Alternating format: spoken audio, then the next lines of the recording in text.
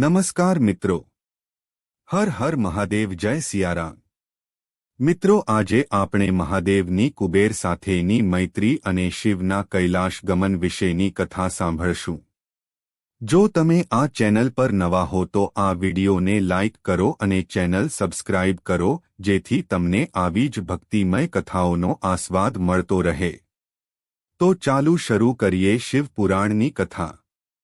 સુતજી કહે, હે મુનીશ્વરો, બ્રહ્માજીના આ શબ્દો સાંભળીને નારદજીએ નમ્રતાપૂર્વક તેમને પ્રણામ કર્યા અને ફરીથી પૂછ્યું, ભગવાન શંકર ક્યારે કૈલાસ પર્વત પર ગયા અને મહાત્મા કુબેર સાથે ક્યારે મિત્રતા થઈ? સંપૂર્ણ મંગલ વિગ્રહ મહાદેવજીએ ત્યાં શું કર્યું? મને આ બધું કહો। હું આ સાંભળવા માટે ખૂબ જ ઉત્સુક છું। બ્રહ્માજીએ કહ્યું, નારદ, ચાલો હું તમને કહું કે તેઓ કૈલાસ પર્વત પર કેવી રીતે ગયા અને કુબેર તેમની સાથે કેવી રીતે મિત્ર બન્યા। કંપિલ્ય નગરીમાં યજ્ઞદત્ત નામનો એક પ્રસિદ્ધ બ્રાહ્મણ રહેતો હતો, જે ખૂબ જ ગુણવાન હતો। તેમને એક પુત્ર હતો, જેનું નામ ગુણનિધિ હતું। તે ખૂબ જ બદમાશ અને જુગારી બની ગયો હતો। પિતાએ તે પુત્રને છોડી દીધો। તે ઘર છોડીને ઘણા દિવસો સુધી ભૂખ્યો રઝળતો રહ્યો।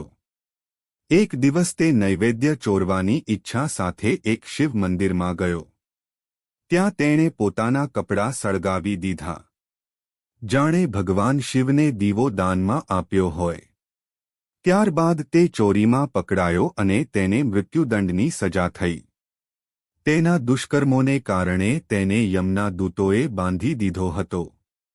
આ દરમિયાન ભગવાન શંકરના ગણો ત્યાં પહોંચ્યા અને તેમને તેમના બંધનમાંથી મુક્ત કરાવ્યા।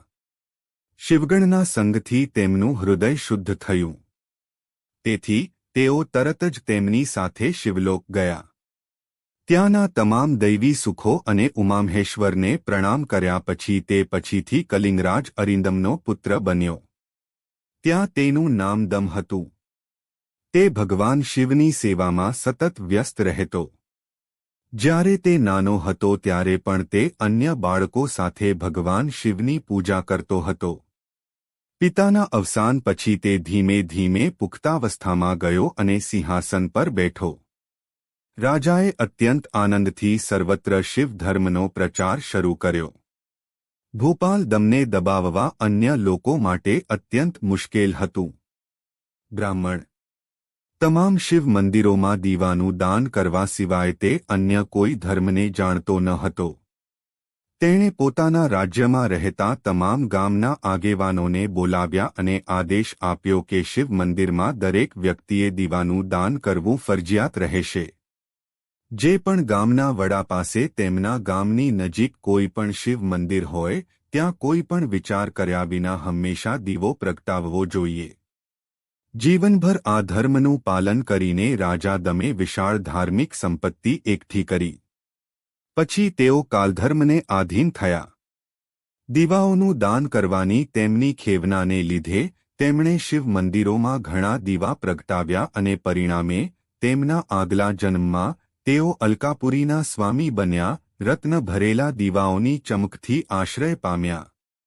આ રીતે ભગવાન શિવની થોડી પૂજા પણ યોગ્ય સમયે ઉત્તમ ફળ આપે છે।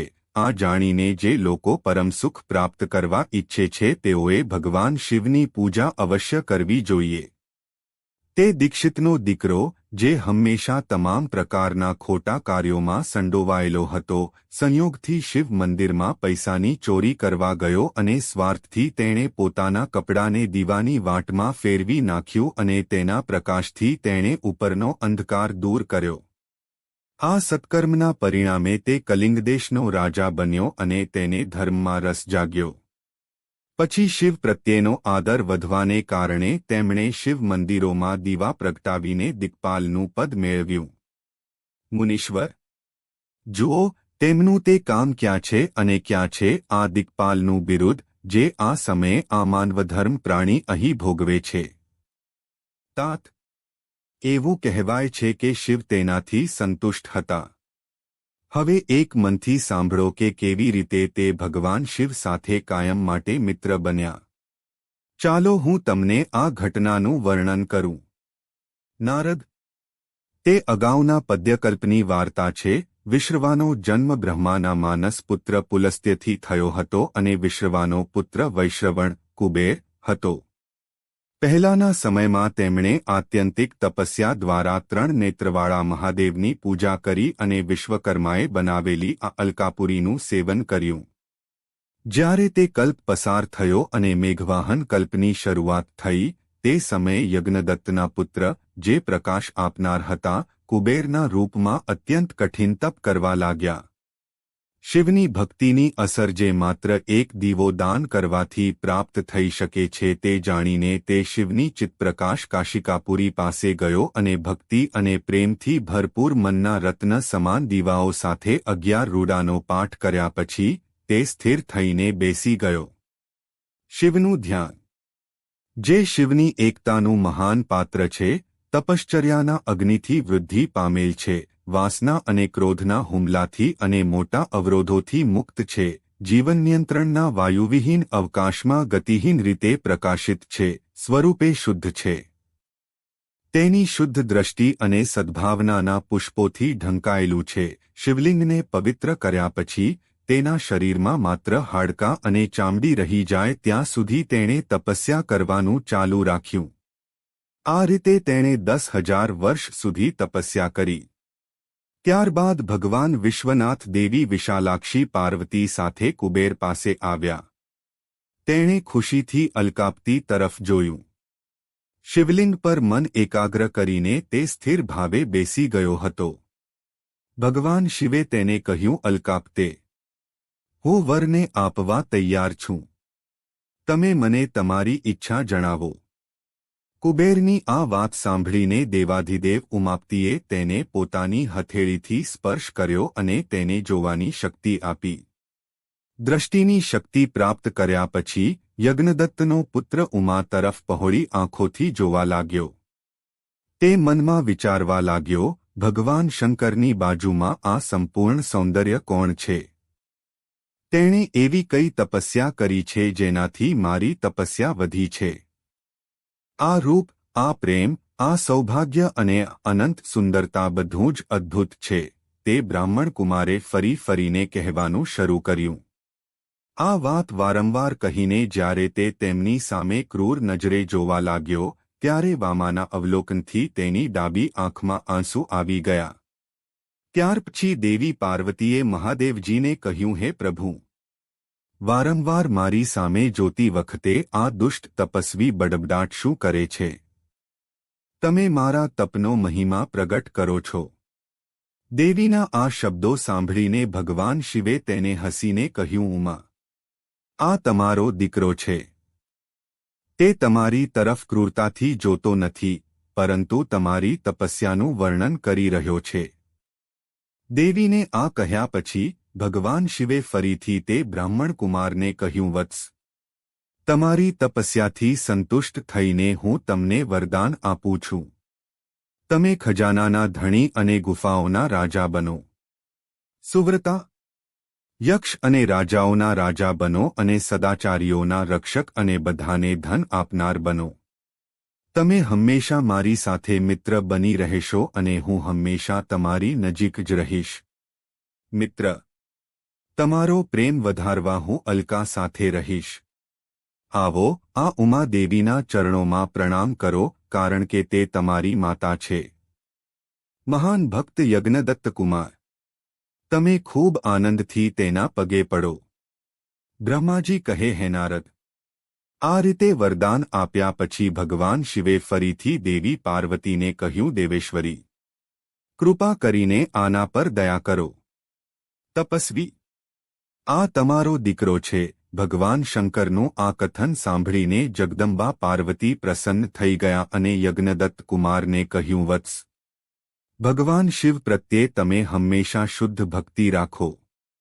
તારી ડાબી આંખ ફાટી ગઈ. તેથી ફક્ત એક જ પિંજલ આંખ સાથે રહો. મહાદેવજીએ જે આશીર્વાદ આપ્યા છે તે તમામ આશીર્વાદ તમને સમાન સ્વરૂપમાં પ્રાપ્ત થાય. પુત્ર, મારી સુંદરતા પ્રત્યેની તારી ઈર્ષ્યાને લીધે તું કુબેરના નામથી પ્રખ્યાત થઈશ. આ રીતે કુબેરને વરદાન આપીને ભગવાન મહેશ્વર દેવી પાર્વતી સાથે તેમના વિશ્વેશ્વર ધામમાં ગયા. આ રીતે કુબેરને ભગવાન શંકરની મિત્રતા મળી અને અલકાપુરી પાસે આવેલ કૈલાસ પર્વત ભગવાન શંકરનો વાસ બની ગયો. બ્રહ્માજી કહે, હે નારદ મુને, કુબેરની શક્તિના કારણે ભગવાન શિવ શ્રેષ્ઠ પર્વત કૈલાસ પર કેવી રીતે પહોંચ્યા તેની વાર્તા સાંભળો. વિશ્વેશ્વર શિવ, જેમણે કુબેરને વરદાન આપ્યું અને નિધિના સ્વામી બનવાનું વરદાન આપીને તેમના શ્રેષ્ઠ સ્થાને ગયા, ત્યારે તેમણે મનમાં આ રીતે વિચાર્યું, બ્રહ્માજીના કપાળમાંથી કોણ નીકળ્યું છે અને જે તેની સંભાળ રાખે છે? વિનાશનું કામ, તે રુદ્ર મારું પૂર્ણ સ્વરૂપ છે. તેથી તેમના સ્વરૂપમાં હું ગુહ્યકના નિવાસસ્થાન કૈલાસ પર્વત પર જઈશ. શિવની આ ઈચ્છાનો વિચાર કરીને કૈલાસ જવા માટે ઉત્સુક રુદ્રદેવે ઢોલ વગાડ્યો. ઉત્તેજન આપતો ડમરૂનો અવાજ ત્રણેય લોકમાં પ્રસરી ગયો. તેમના વિચિત્ર અને ગંભીર શબ્દો અપીલથી ભરપૂર હતા, એટલે કે તેઓ શ્રોતાઓને તેમની પાસે આવવા માટે પ્રેરિત કરતા હતા. એ અવાજ સાંભળીને હું, શ્રી વિષ્ણુ વગેરે બધા દેવતાઓ, મુનિઓ, મૂર્તિઓ, નિગમો અને સિદ્ધો ત્યાં પહોંચી ગયા. દરેક જણ, દેવો અને દાનવો ખૂબ ઉત્સાહ સાથે ત્યાં આવ્યા. ભગવાન શિવના તમામ ગણો અને સર્વવ્યાપી આરાધ્ય મહાભાગ ગણપાલ તેઓ જ્યાં હતા ત્યાંથી આવ્યા હતા. આટલું કહીને બ્રહ્માજીએ ત્યાં આવેલા ગણપાલોના નામનો વિગતવાર પરિચય આપ્યો અને પછી કહેવા લાગ્યા. તેણે કહ્યું, અસંખ્ય મહાબલી ગણપાલ ત્યાં આવ્યા. તે બધા હજારો શસ્ત્રોથી સજ્જ હતા અને તેમના માથા પર જાટક મુગટ પહેરેલા હતા. બધા ચંદ્રચૂડ, નીલકંઠ અને ત્રિલોચન હતા. તેઓ હાર, બુટ્ટી, કિયુર અને મુગટ વગેરેથી શણગારવામાં આવ્યા હતા. તે મારા, શ્રી વિષ્ણુ અને ઇન્દ્ર જેવા તેજસ્વી દેખાતા હતા. અણિમા વગેરે 8 સિદ્ધિઓથી ઘેરાયેલા હતા અને લાખો સૂર્યની જેમ ચમકી રહ્યા હતા. તે સમયે ભગવાન શિવે વિશ્વકર્માને તે પર્વત પર નિવાસ બનાવવાનો આદેશ આપ્યો. ઘણા ભક્તો સાથે પોતાના અને અન્ય લોકો માટે યોગ્ય આવાસ તૈયાર કરવાનો આદેશ આપ્યો. મુને, પછી ભગવાન શિવના આદેશ મુજબ વિશ્વકર્મા તે પર્વત પર ગયા અને ઝડપથી વિવિધ પ્રકારના ઘરો બનાવ્યા. પછી શ્રી હરિની પ્રાર્થના સાથે ભગવાન શિવે કુબેરને આશીર્વાદ આપ્યા અને કૈલાસ પર્વત પર ગયા. શ્રેષ્ઠ સમયે તેમના સ્થાનમાં પ્રવેશ કરીને ભક્ત પ્રેમાળ ભગવાન શિવે દરેકને પ્રેમ આપ્યો અને તે પછી આનંદથી ભરપૂર શ્રી વિષ્ણુ જેવા તમામ દેવતાઓ, ઋષિઓ અને સિદ્ધોએ પ્રસન્નતાથી શિવનો અભિષેક કર્યો. બધાએ તેમના હાથમાં વિવિધ પ્રકારની ભેટો સાથે તેમની પૂજા કરી અને ખૂબ જ ઉત્સાહથી તેમની આરતી કરી. મુને, તે સમયે આકાશમાંથી પુષ્પોની વર્ષા થઈ હતી જે શુભ હતી. દરેક જગ્યાએ વખાણ અને શુભેચ્છાના શબ્દો ગુંજવા લાગ્યા. ભારે ઉત્સાહ હતો જે દરેકની ખુશીમાં વધારો કરી રહ્યો હતો.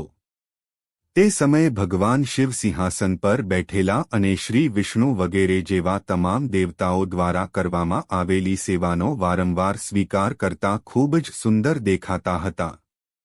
બધા દેવતાઓ વગેરે લોકોના કલ્યાણ કરતા ભગવાન શંકરની અલગ અલગ અર્થપૂર્ણ અને મનોહર શબ્દોથી સ્તુતિ કરી. પ્રસન્ન ચિત્તે એ સ્તુતિ સાંભળીને સર્વશક્તિમાન ભગવાને સૌને પ્રસન્નતાથી શુભેચ્છા પાઠવી. ભેટ અને ઇચ્છિત વસ્તુઓ પ્રદાન કરી. મુને, પછી શ્રી વિષ્ણુની સાથે હું અને અન્ય તમામ દેવતાઓ અને ઋષિઓ ઇચ્છિત વસ્તુ પ્રાપ્ત કરીને પ્રસન્ન થયા અને ભગવાન શિવની આજ્ઞાથી પોતપોતાના ધામમાં ગયા. શિવની આજ્ઞાથી કુબેર પણ પ્રસન્ન થઈને પોતાના સ્થાને ગયા. પછી ભગવાન શંભુ, જે સંપૂર્ણ સ્વતંત્ર છે, યોગ અને ધ્યાન માટે સમર્પિત, કૈલાસ પર્વત પર રહેવા લાગ્યા. પત્ની વિના થોડો સમય વિતાવ્યા પછી ભગવાન શિવને દક્ષકન્યા સતી પત્ની તરીકે મળી. દેવર્ષે પછી તે મહેશ્વરા દક્ષકુમારી સતી સાથે વિનોદ માણવા લાગ્યા અને સંસારના રિવાજોમાં સમર્પિત થઈને સુખનો અનુભવ કરવા લાગ્યા. મુનીશ્વર, આ રીતે મેં તમને રુદ્રનો અવતાર તેમજ તેના કૈલાસમાં આગમન અને કુબેર સાથેની મિત્રતાની ઘટનાનું વર્ણન કર્યું છે. તેમણે કૈલાસ હેઠળ તેમના જ્ઞાનપ્રદ મનોરંજનનું પણ વર્ણન કર્યું, જે હંમેશા આ જગત અને પરલોકમાં તમામ ઇચ્છિત ફળ આપે છે. જે કોઈ એકાગ્ર ચિત્તે આ કથા સાંભળે છે કે વાંચે છે, તે આ લોકમાં ભોગવે છે અને પરલોકમાં મોક્ષ પામે છે. તો મિત્રો, આ હતી શિવ પુરાણની કથા. આશા છે કે આપણે આ વિડિયો પસંદ આવ્યો હશે. જો પસંદ આવ્યો હોય તો આ વિડિયોને લાઇક અને આ ચેનલને સબસ્ક્રાઇબ કરવાનું ભૂલતા નહીં અને આ વિડિયોને તમારા મિત્ર મંડળ અને પરિવાર સાથે શેર કરવા વિનંતી કે જેથી વધુમાં વધુ લોકો આ શિવ પુરાણની કથાનો આસ્વાદ લઈ શકે. ફરી મળીશું એક નવા અધ્યાય સાથે. હર હર મહાદેવ.